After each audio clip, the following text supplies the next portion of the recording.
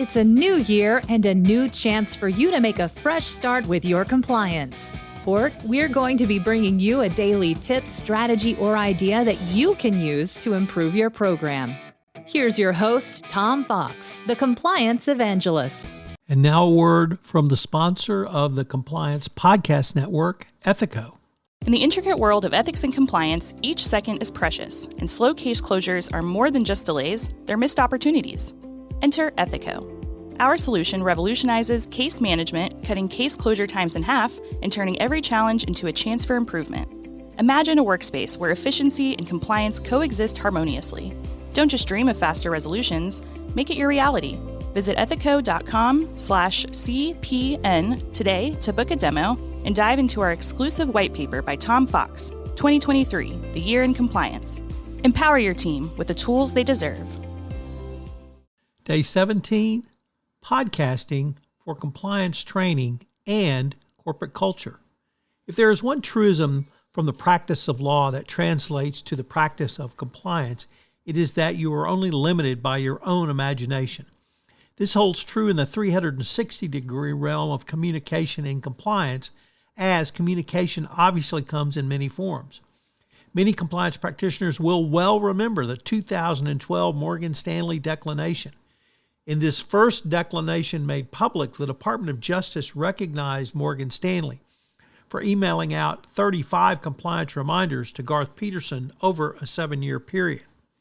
Think about the power of 360 degrees of communication in the context of compliance reminders. Now imagine the power of short ethics and compliance video training clips going out over the same period of time and the effect it would have on your employees and the regulators. Well, why not tell a story of compliance through a podcast? I call it podcast storytelling, and it can be a powerful tool. Each podcast series is a 5-part series and constitutes one story arc. The podcasts are about 10 to 15 minutes in length, so relatively short. The podcast storytelling series can be a variety of interviews led by noted podcast hosts such as the voice of compliance, yourself as the CCO, or by anyone in your organization. It can be an interview with one or more people, and it can also be a solo podcast. While there will be a fully integrated storyline, each podcast and accompanying text is a standalone compliance training and communication tool that can be used by anyone at your organization. The podcasts are pushed out internally as well via your organization's social media channel. There's a full panoply of podcast sites such as iTunes, Spotify, iHeartRadio, Google Pods, and Amazon. From each podcast, you can create multiple audio short clips or other forms of social media sharing materials with key quotes and lessons that can be created as podcast cover art.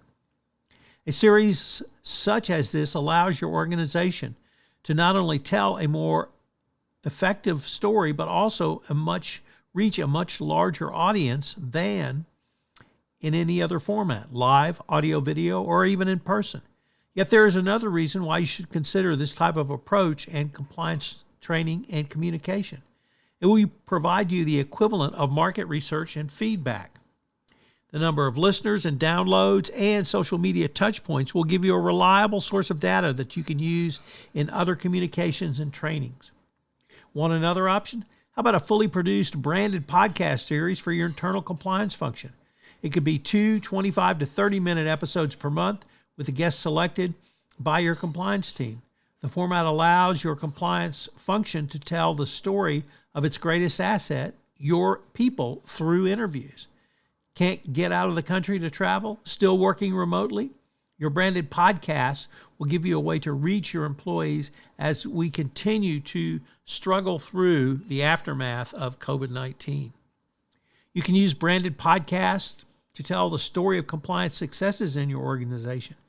You can include other corporate functions and corporate departments to share their successes as well. As with the podcast storytelling series, it can be done in a collaborative manner working with your communications team. Want to make something short and snappy around compliance communications? How about compliance news of the day? Have a daily curated news show of 3 to 4 compliance stories with a short summary of each and how they relate to the compliance perspective at your organization. Make it fun so that employees want to check in daily. When the DOJ comes knocking, asks how often you send out compliance communications, you can point to your compliance news of the day as a great starting point. As a compliance practitioner, you should strive to bring more storytelling into your compliance messaging, training, and communications. If you put employees in the shoes of the person they're watching or listening to, they will remember it because they see how it applies to their lives. Such training and communications will have last much longer than if you drone over a written policy or even show a PowerPoint presentation. Mark Havner calls this expanding your classroom. Ronnie Feldman calls this bringing memorable storytelling to your compliance communications and training. Yet one of the biggest benefits of podcasting is that it allows a compliance function to connect with their audience on a more personal level. Unlike traditional forms of advertising, which often come across as impersonal and sales-driven, podcasts enable businesses to build a loyal following by offering valuable and engaging content. This can include interviews with industry experts, behind-the-scenes glimpses of the business, and informative discussions on relevant topics. Now take these same concepts of audience engagement and apply them internally to an organization. What do you have potentially? A mechanism to engage your employees, to engender trust, and to improve your overall corporate culture. You think this is a crazy way to improve culture? Think again about all the advantages podcasting already has in place. A major U.S. consumer product company started a podcast and had the corporate executives on it. Who were the biggest fans of the podcast? It turns out it were the company employees, many of whom had never met their corporate executives. This allowed the executives to be humanized in a way no number of town hall meetings or other similar corporate events could ever achieve. Since you're only limited by your imagination, why not use some of that imagination to be creative in your compliance training, communications, and building culture by using the podcast format going forward?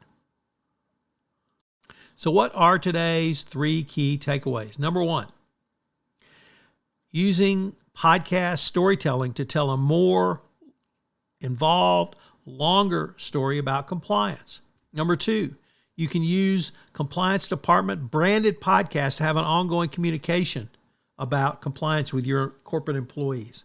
And number 3, a daily compliance news show will drive compliance engagement going forward. The Compliance Podcast Network is sponsored by Ethico.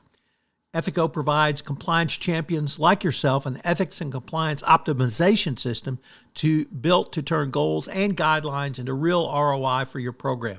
To learn more, check out the following site, ethico.com/CPN. I've also linked to that in the show notes, and Ethico has a special white paper available for you on compliance issues going into 2024. So I hope you will check it out. Thank you for listening to this episode of 31 Days to a More Effective Compliance Program. 31 Days to a More Effective Compliance Program is a part of the Compliance Podcast Network. This podcast is a part of the C-Suite Radio Network. For more top business podcasts, visit c-suiteradio.com.